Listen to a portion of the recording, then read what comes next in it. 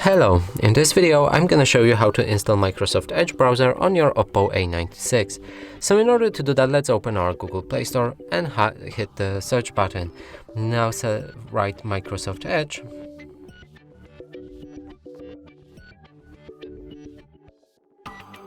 And hit the search button again.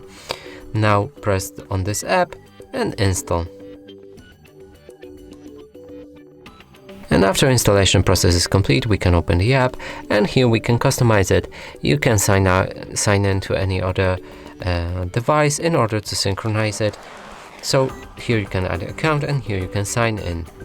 Now let's do it later, and the next option is to enable or disable your data sharing. I'm not gonna enable it, and then move to the next step, which is setting Microsoft Edge as a default browser. So let's do it. And here select Edge. Now the Edge is ready. It's our default browser, and we can open any app, and it shouldn't be any problem loading it.